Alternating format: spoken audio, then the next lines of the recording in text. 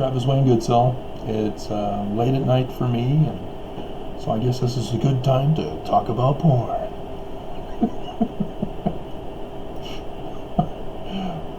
I can't get to sleep, so I might as well play around. So,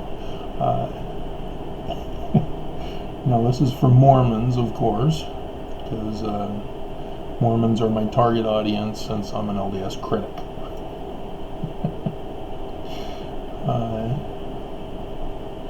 I did my video this morning where I defined pornography. Graphy is any kind of artistic medium. Graph. Phonograph, telegraph, pictograph, ideograph, anything that is created, made by humans is a graph. So when they claim on the news or on a movie, warning, this may be graphic, they're misdefining what graphic means. And they need to say this contains violent and gruesome material that may be inappropriate for some viewers, rather than saying graphic. People need to stop that with graphic. And then porn comes from the Greek prostitute, and again, there's nothing sexual about prostitute either, as pro means before, as you present yourself before someone, and so it's a position rather than a place and time. And statute is where we get statue and statute, and so that has to do with carving in stone. So before the carving in stone, nothing sexual, nothing was intended to be sexual. In fact, people would present themselves before the carving statue in the Holy of Holies of the temples. Thus, it's a temple ritual. Word used within the walls of the temple, and thus it's not profane, which means outside of the temple walls.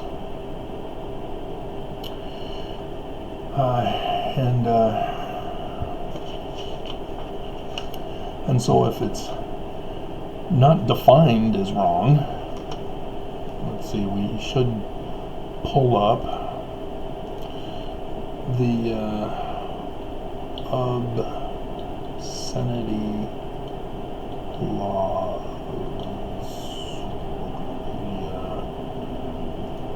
Has it?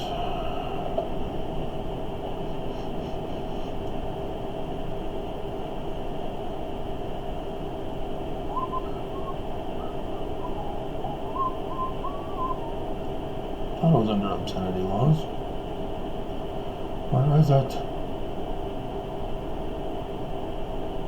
No. It's 1, 2, 3. Where are they?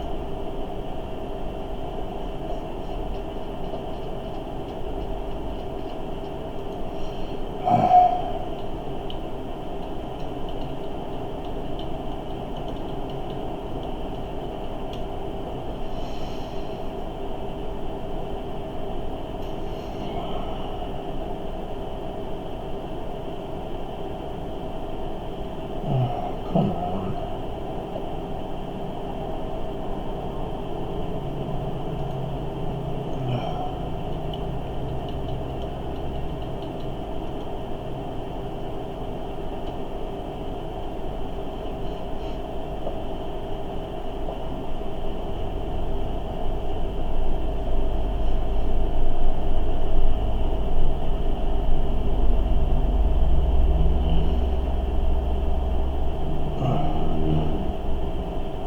Supreme Court. This was easier to find when Supreme Court laws. pulling me back to that one.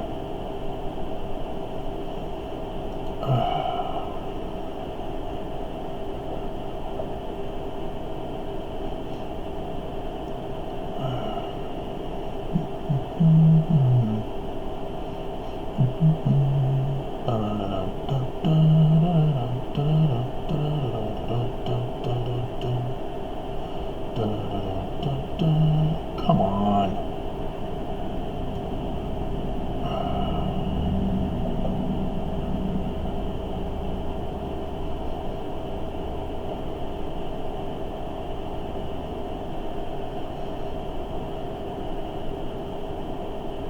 Okay, maybe it's under Miller v. California for the 3-tiered question. Yeah, here it is. Okay, so Miller v. California. The 3 questions that the Supreme Court decided are to be used when factoring in what constitutes pornography. The first one is its community standards, which is an opinion-based, and so therefore shouldn't be used as a standard measurement. And then whether the work describes, depicts an offensive sexual or excretory functions defined by a state law. And so you'd think, oh, okay, well, it's banned altogether. But again, offensive, how do you define offensive? Because it's opinion. And then here we get the third one. And here it defines itself.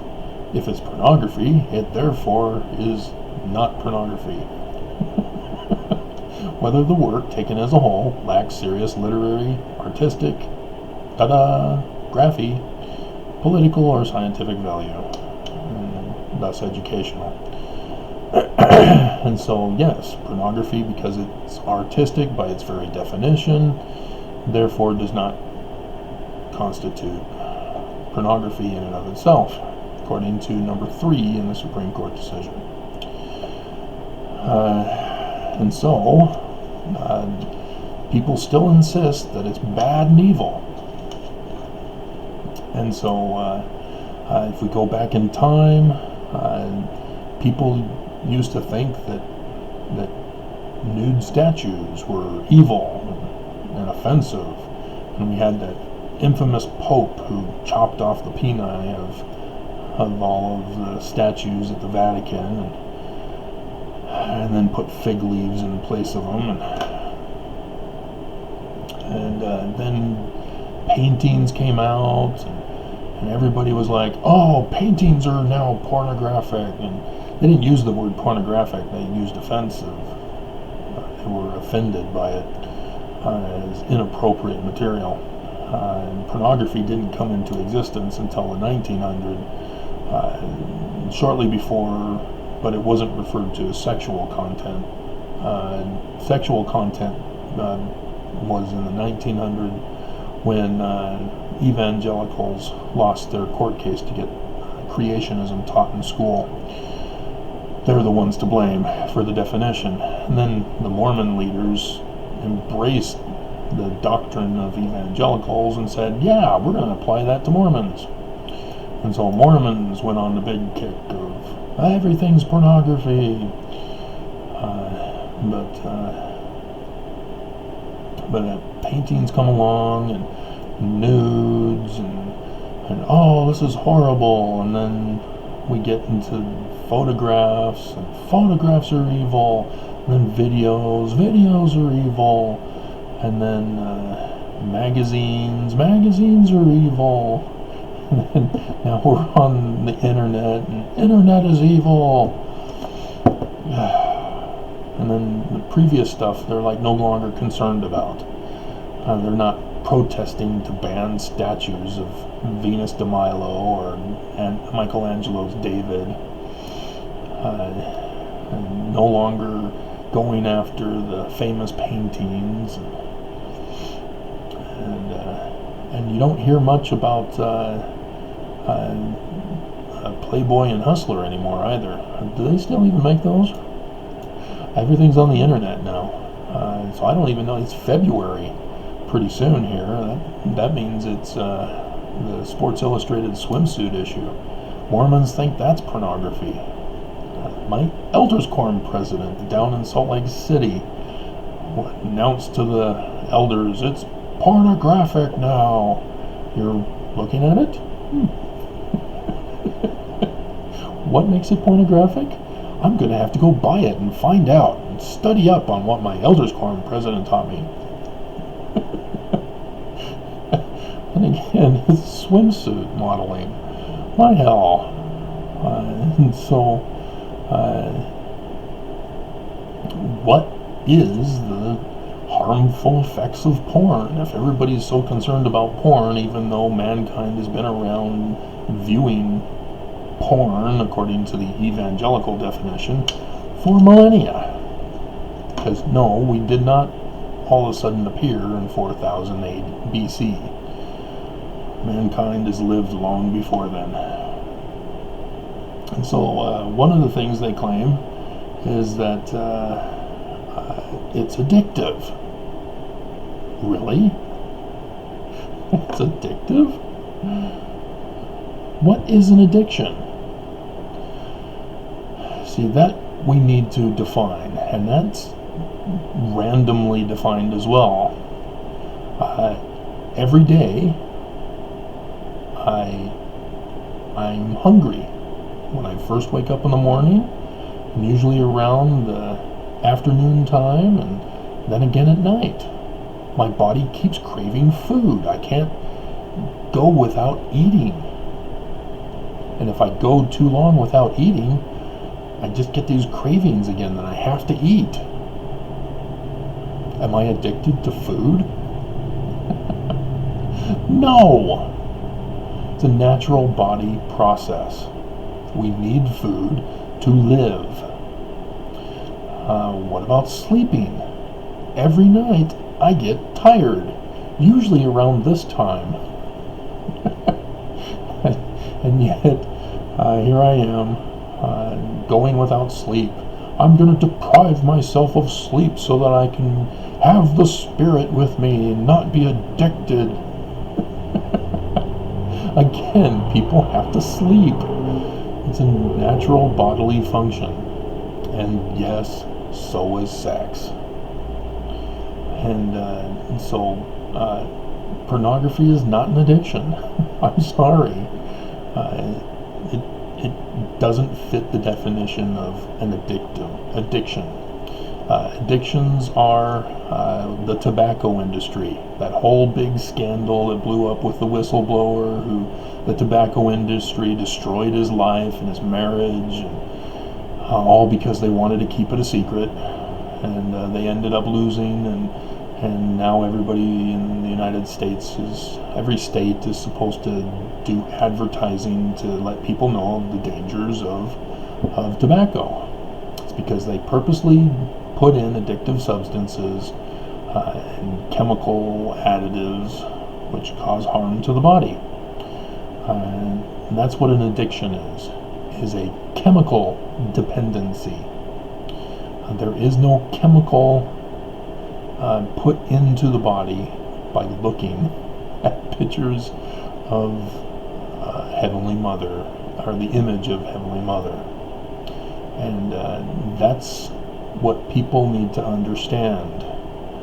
We are in the image of our heavenly parents, according to Mormon theology. And therefore, we should not be body shaming each other.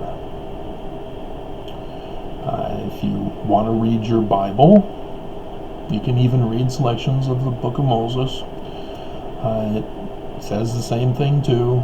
Adam and Eve were created naked, and they weren't ashamed. And God created them naked. He got to see them naked. He communicated with them as they were naked. There was no problem. And then that one-eyed serpent comes along, and all of a sudden, hey, we're naked, we need to cover up our loins. Yes, they were just given loincloths. They weren't given bras. Or bros. From Seinfeld. And all of a sudden they were shamed with their encounter with the serpent.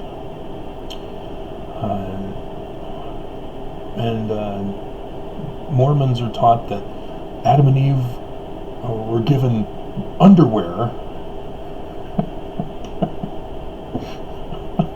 to cover their nakedness. No, they weren't. They were given an outer loincloth. And then Adam, according to Mormon theology, was given an external mantle. It represented him being the leader of the tribe. And so, yeah, stop the body shaming, people. It's not addictive. And if I were to be able to describe to you in graphic detail about how a man's body functions, you would also know that the whole 7 seconds a man thinks about sex. No. Think about it. 7 seconds. Okay, you have a thought. How long is the thought? Is it 7 seconds? Because it has to be under 7 seconds for a thought. You can't have a thought longer than 7 seconds. And why does the thought go away? So again, that whole nonsense is just nonsense. But men naturally build up the seed for YouTube standards, and there's nothing we can do to stop it. It naturally produces, and once it's ready to explode, it sends signals to our brain. I'm not sure which signals. Probably the frontal lobe that people complain about. Oh, the frontal lobe is acting up. Because that's concentration, planning, and problem solving. Perfect place to send the signals. Hey, we're ready. Get your serpent up. It's time to blow. And if the man resists, he continues to get more and more and extreme thoughts in his head. And it drives the man crazy. But seriously, though, that's where the abuse comes in. And we can see that here in Utah as Mormon men throughout this valley are rapists and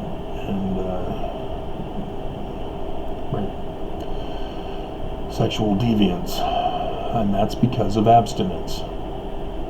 Because the church and the state of Utah refuse to accept the natural biological condition and call it a sin if you have thoughts, and we can't stop them. The brain is signaled it's time, and we get thoughts, and it's like, what? Huh? There's nothing we can do. And so for a religion or a government and parents to shame a person, wrong.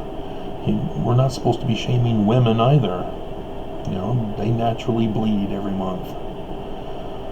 That's just the way our bodies were made.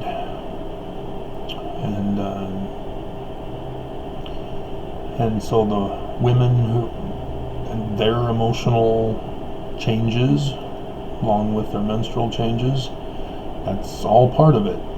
And the men have it too, but it's on a regular daily basis rather than once a month. And so that's how it works. And if we understood that, we'd understand that there is no addiction involved. Alright, and you can't hide everything, and you can't hide women with hijabs and burqas and whatever else, to veils to hide women. It just doesn't work, because it naturally builds regardless of whether women are around or not. Alright, another thing I've heard of is they claim that it dilates our pupils and therefore it's bad. When I first heard that, I went home and I performed a test. I got colored construction paper, stuck it before my eyes, just right next to my eyes, as I was looking in the mirror. And lo and behold, my eyes dilated. It's the color that dilated my eyes.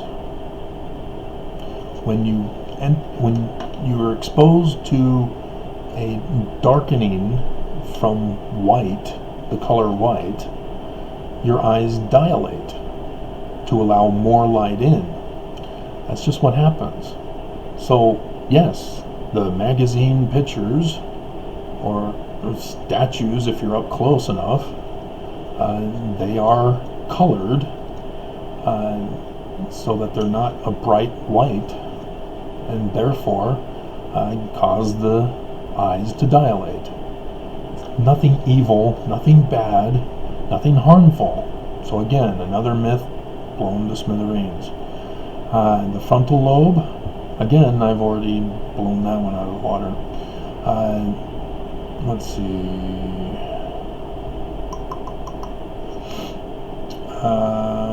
Yeah, I think that's most of the physical ones. The rest of them are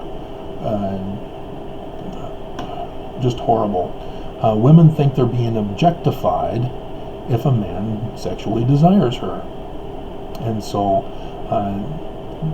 women specifically are the ones who body shame men. You're objectifying me. When all we do is we're finding you attractive as a mate. And there is no objectifying. The desire for sex is the desire for sex. Once it's done, we're back to normal. And that's just how it is. So it's wrong for women to verbally abuse men, not understanding how the man's body works, and it's wrong for men to verbally abuse women for not understanding how the woman's body works. You know, go take a pill, you're on the rag. So stop it, both of you. You're both being abusive. Stop being abusive. Start understanding and get proper sex ed.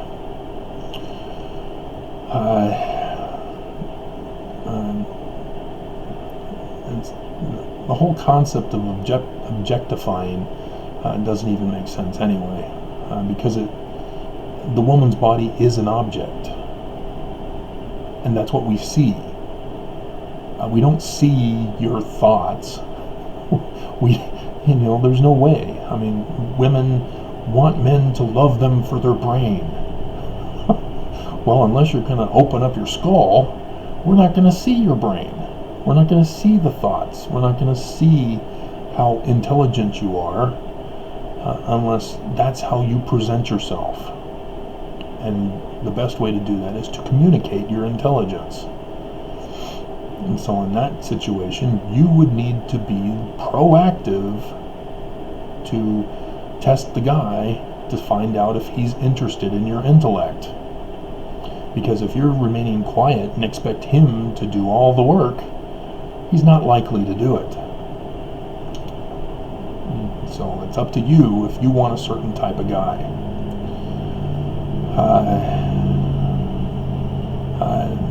There's people who think that pornography causes rape and causes abuse of children, no. Yes, they may possess child porn or any kind of pictures, but that doesn't lead one to the other. Yes, if a man, it depends on their fetish. Every man has a different fetish when it's time to release. And some, I guess, get really abusive. But that's also where homosexuality comes in, is that when it's time to release, their fetish is to share it with another man or another woman. Well, women are different, obviously, so that's a different scenario. I take that all back. The men, that's where homosexuality, I'm assuming, comes from. That's not my fetish. I've never had a thought, and I don't understand how men have that thought. So I'm just making an assumption there, based on an educated guess from the way my body works. And so, like I mentioned with Utah, with abstinence teaching and guilt trips and blaming and denying, it creates stress for the man, and that may lead to rape, and it has nothing to do with possessing pictures or seeing pictures, because usually if they've got pictures, they're satisfying themselves, and thus the problem is alleviated until the next time it's full. So rape is different. That's more of a violent nature, a bullying, violence, and so it needs to be treated as a crime. And it's unfortunate that Utah has thousands and thousands of rape kits that are just piling up because of the abstinence training and the aggression of Mormon men. Another myth is that it turns you gay. Self-pleasuring turns you gay. No. Again, that's only, and I'm educating guessing here, that the man's particular fetish when he's ready to go is involving men rather than women. That's the only thing I can think of. So technically there's no such thing as a homosexual, because sex, as defined correctly, refers to producing a baby, and that requires a man and a woman. And then there's only one way for a woman to get pregnant. Yes, it can be done through scientific methods, but that's not sex. That's in vitro fertilization and whatever. So there really is no such thing as homosexuals, and all these other myriads of classifications. If you're a tranny, which means you've had your sex altered by a surgeon, no, that doesn't change your sex. Your sex is identified in your DNA, and people try to claim that, oh no, the DNA even can't. No, your body knows what you're supposed to be, even if you come out neuter because of the mother being unable to develop the baby properly. Your body has an identification, and so people who think that they have this feeling that there's someone other sex, no, you're body shaming yourself. And we need to address what's causing the body shaming. If it's your peers who are bullying you, if it's the type of movies you watch that's glorifying the other sex, or whether it's an economic, societal bullying where you can't get ahead in life unless you turn into a man, or you can't get sympathy unless you turn into a woman. We gotta stop that. The abuse has to stop.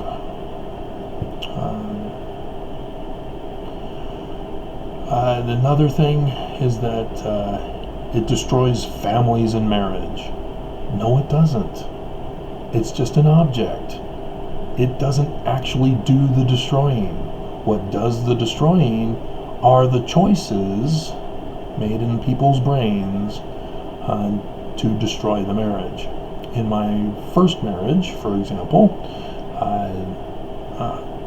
we got married, we had 2 kids, then we moved to Lethbridge, where I went to school at the university there, and she started hanging out with husband bashers. The leader of the husband bashers, her husband committed suicide, brought a gun to the hospital, and everybody stayed back as he blew his head off. And then the police announced on the news that they were not going to investigate her for any kind of abuse. And it was just a tragic incident, and he had a mental illness. No, he didn't. He was fine. And so the principles that we adopt in our life have consequences. And my first wife chose the wrong principles to apply to her marriage. She thought she needed to control me and how I did things. I wasn't doing the dishes right, I wasn't doing the laundry right, etc., etc. You can't do that. That's abuse. And that destroys the family and the marriage. You need to allow agency, Mormons.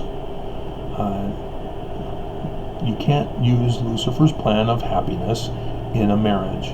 It will fail. Period. When you try to control the other person, your marriage is doomed. If they're committing a crime, yes, you need to say something. You need to tell them to stop. You need to report them to the authorities. But if it's, whether they squeeze the tube in the center or at the end, it doesn't matter. It doesn't matter. Don't let that destroy your marriage.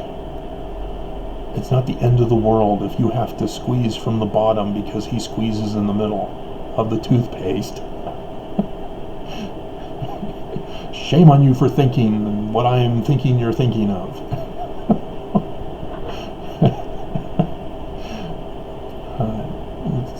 And so, yes, we grow up with different parents, we have different traditions, but you need to understand you're creating new traditions. You're putting away the past and you're forming new traditions.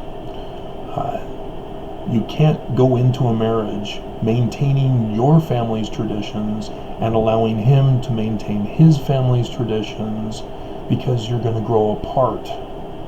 That'll destroy the marriage also. Both ways destroy the marriage. You've got to come together. You need to say, hey, we did things like this.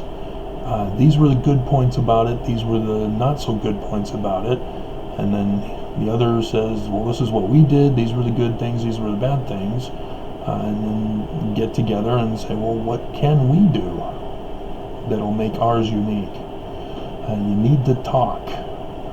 And you need to stick with it.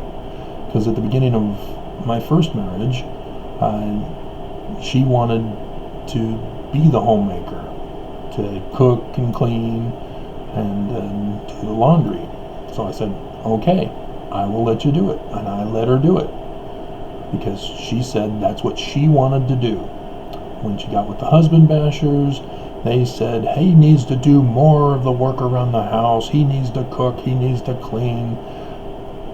Again, we'd already decided at the beginning of our marriage the roles that we were going to do. And I was doing mine. She was doing hers. the husband bashers decided to change our marriage, and she let them, as she adopted their ideas and then started abusing me by saying, you need to come home immediately at 3 o'clock when Clayton has his number 2, and so you got to stick with your plans.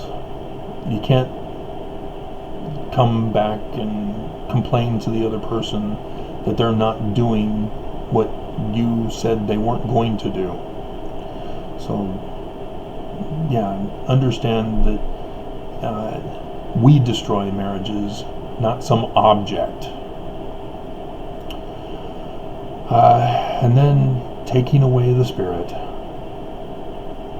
Now, again, this is why I wanted to do the video on the spirit versus the Holy Ghost and our spirit bodies, is because the spirit is everywhere. It's all around me. My home is full of the spirit. And once you understand that, then you understand that the more proper analogy is our brains being a tuner as we change the channel to connect with the spirit and get revelation. That's communion with God. And so this whole video was inspired because of the connection. And so nothing takes away the spirit except us. No object. We don't see something and go, oh, the spirit just left me. It doesn't work that way. So quit creating new doctrines. So stop it. Okay, and then there's a scripture about Jesus. Now I'm getting tired for bed. I might want to upload this video first thing in the morning then. That says, whoso looketh upon a woman to lust after her denieth the spirit, or denieth the faith, or it could be spirit. It could be, let's look it up.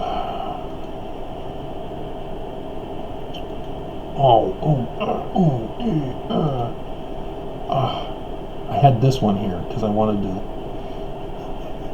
bring this one up. We'll come back to lusting. In Songs of Solomon, there's some great imagery, and of course we have Spencer W. Kimball, who stapled this book shut because it's evil. No, it's not evil. Thy navel is like a round goblet, which wanteth not liquor. Thy belly is like an heap of wheat set about with lilies. Thy 2 breasts are like 2 young roes that are twins. Thy neck is as a tower of ivory. Thine eyes like the fish pools in Hesbon. By the gate of Bath-Rabim, thy nose is as the tower of Lebanon. Wow, okay. So he was getting turned on with her long nose, which looketh toward Damascus. Thine head upon thee is like Carmel, not caramel, Carmel, it's a city.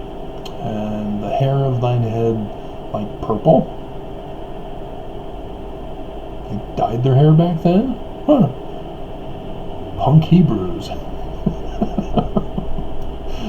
The king is held in the galleries. I'm sure that if I looked up the Hebrew, it wouldn't be purple. But who knows? The king is held in the galleries. King? How fair and how pleasant art thou, O love for delights. This thy stature is like unto a palm tree, and thy breast to clusters of grapes. Clusters of grapes? That's lumpy.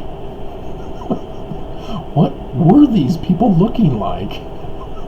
Because the statues are not accurate. So, and also leg press, so breed clusters of the vine. Again, with the grapes analogy. Cantaloupes and watermelons, I can understand, but clusters of grapes? And so, but the reason why I read this one is because I was looking for Psalm 115. This is talking about what idols are, and that's why you can't objectify a woman. And it says, their idols are silver and gold and the work of men's hands. So these are statues, metalwork statues. They have mouths, but they speak not. Eyes have they, but they see not. They have ears, but they hear not. Noses have they, but they smell not. They have hands, but they handle not. Feet have they, but they walk not. Neither speak they through their throat. They that make them are like unto them. So is every one that trusteth in them. That's idol worship. Trusting that an object has power for good or evil, and that it can bestow good or evil on mankind. That's idol worship. So when Mormons, when you say that a picture of a woman is pornography, you are trusting in an object to have power to corrupt somebody. Men, typically. Because women are immune from pornography, aren't you? Until you see a man without without a shirt and he's all ripped. Yeah. Women are different, though.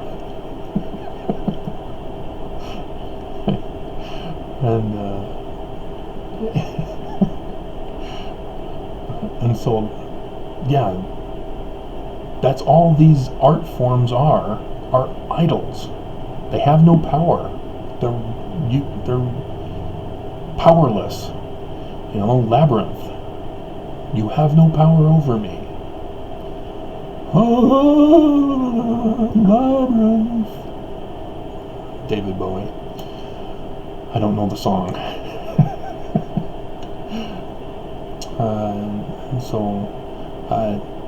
Yeah, they have no power to give the Spirit or take away the Spirit. They're idols. That's it. No power. Nothing. Objects. This pen, just an object. It's an art form because it was made by man's hands. It has no power for good or evil. None. None whatsoever.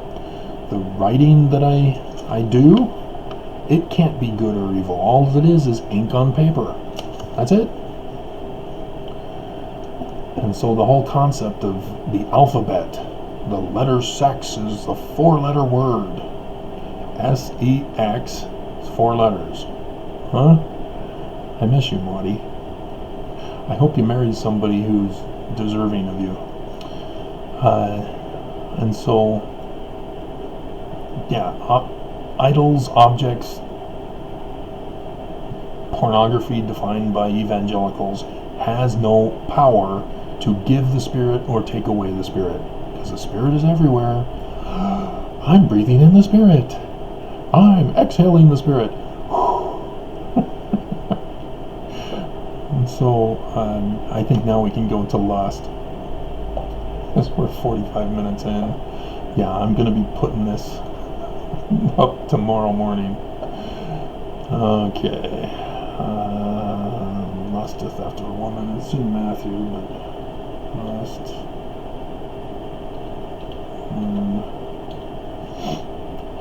Matthew 5. But I say unto you that whosoever looketh on a woman to lust after her. Oh, another thing, we have videos in our day and age. They didn't have videos in their day and age. Does that mean that videos are evil? Because they have eyes And no, they don't. Again, it's an image of a person. Even though it's a moving image that talks and moves and sees things, it doesn't see us. It doesn't talk to us. Although some videos, I think, the women do talk to men, but they don't respond, unless it's a live video session.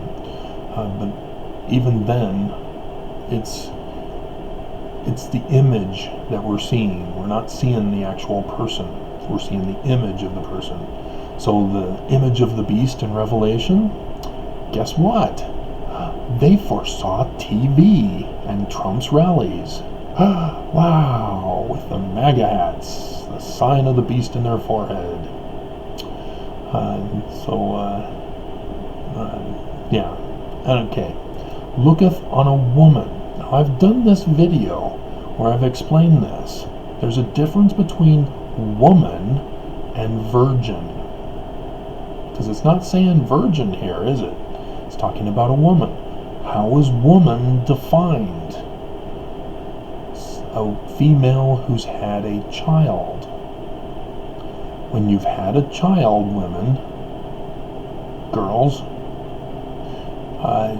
you are now a woman. You are no longer a virgin once you have a child. If you can get away without having a child, you're still a virgin. As much as people like to pick on such women nowadays in our culture. But back then, anything went until you had a baby. It's all fun and games until some woman has a baby. That's what they're talking about here. They're talking about looking on a woman who has children to lust after her.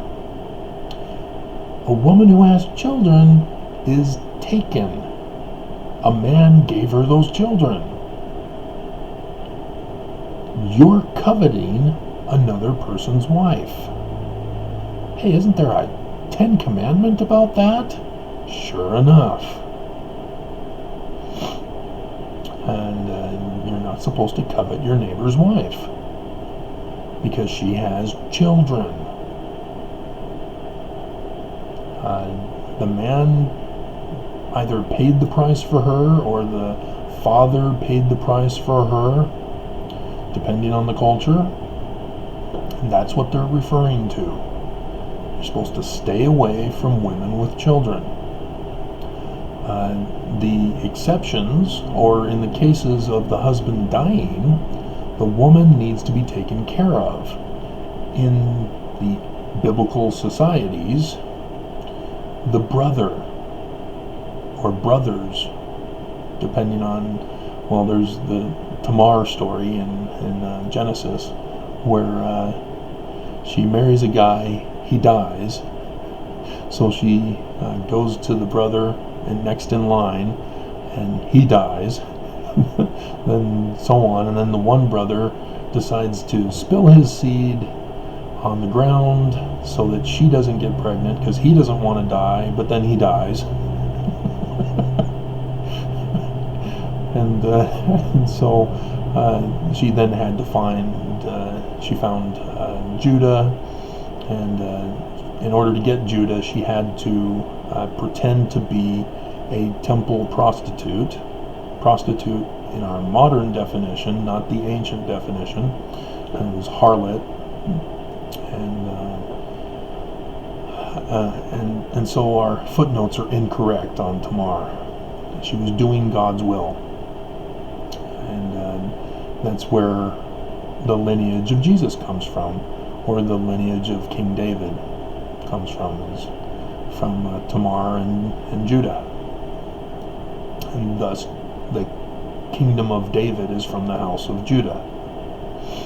That's how that all happened.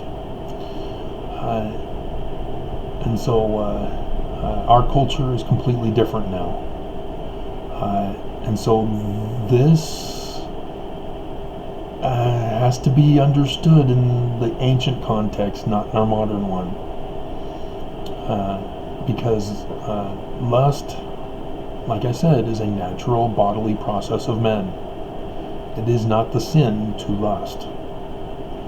It's married women in their context. That's the sin. And thus adultery. Because adultery is a corruption. That's what adultery means, is something corrupted. So if you mix salt with a corrupting substance, you've adulterated the salt. Thus the biblical imagery of the salt being trodden under men's foot. It becomes adulterated.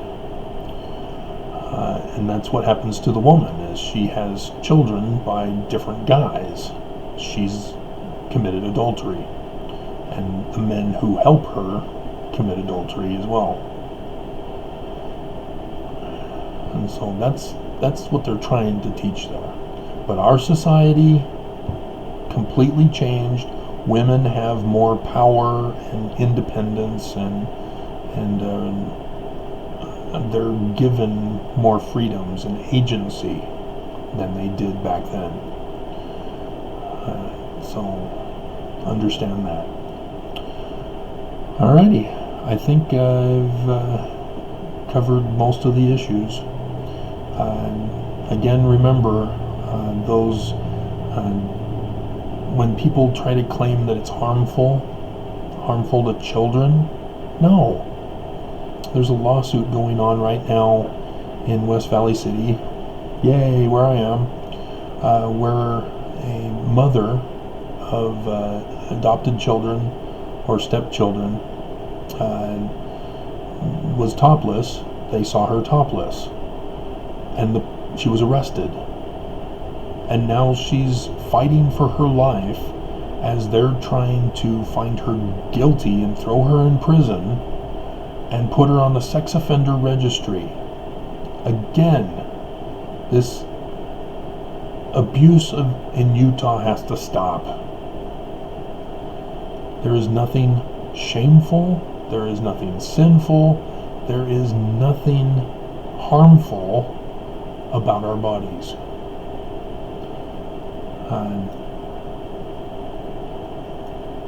It's got to stop. There is a problem where in the workplace, if you've got a coworker who thinks it's funny to flash people, no, that's inappropriate behavior, and termination should be required for that. But we've got to stop going after people just for their bodies. It doesn't harm children. The thing with child pornography, and even with pictures of women, you need to, the image themselves are not the crime. And so possession is not a crime. The crime, if there is one, is you need to ask yourself three things. Is the person in the photograph or in the image or in the art medium,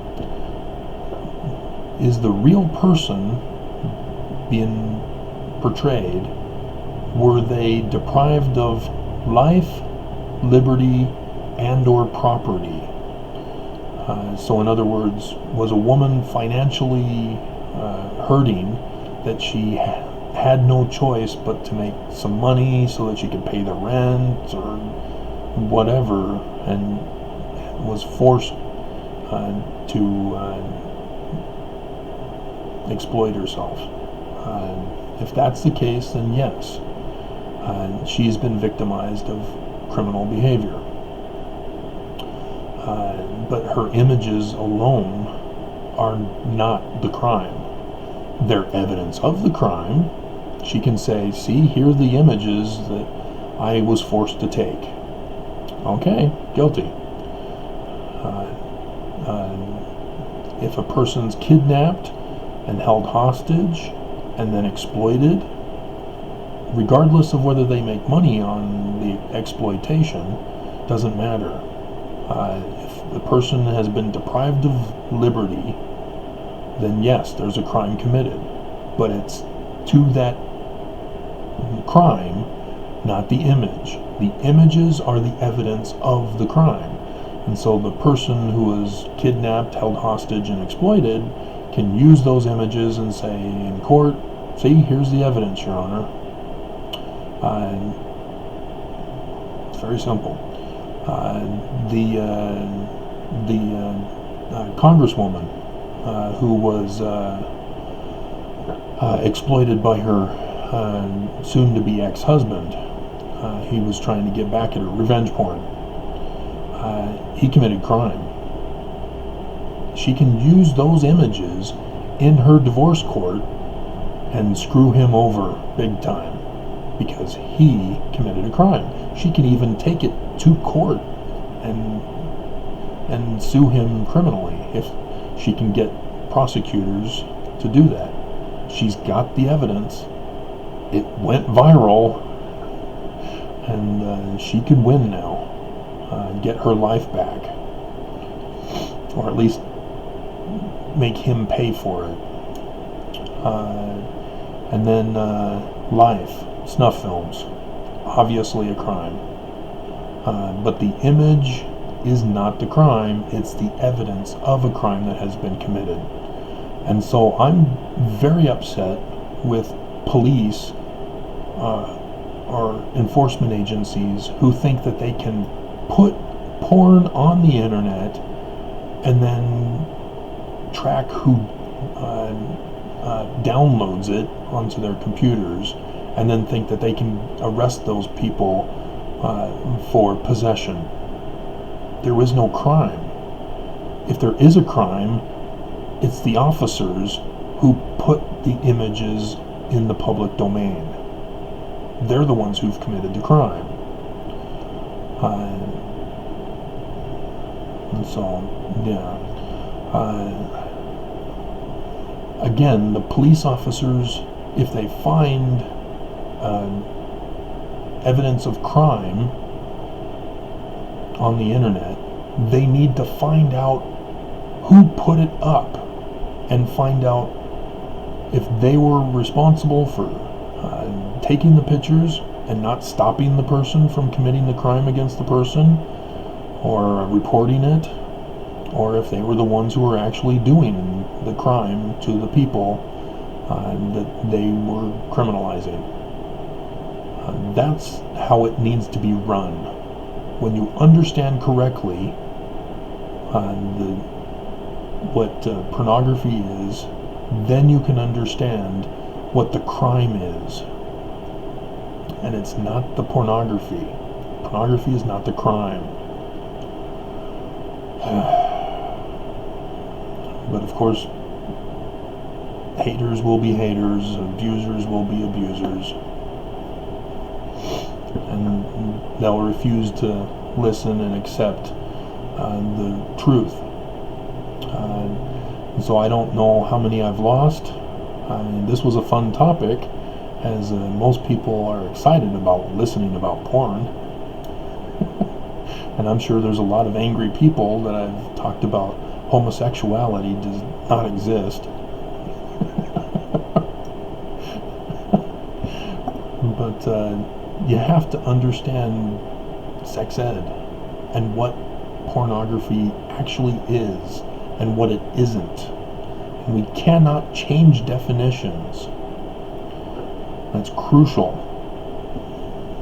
And so R-rated movies, for example, Mormons, it's not pornographic. Again, it's an artistic rendering. And so there's no such thing as a pornographic movie unless the movie was made criminalizing the person. And Hollywood doesn't do that. Those are your underground movies that do that. And hopefully nobody knows where to find those. But hopefully officers know how to find those. So I'm gonna go off to bed now because it's almost 10, and I'm over an hour. So we'll see you in the morning.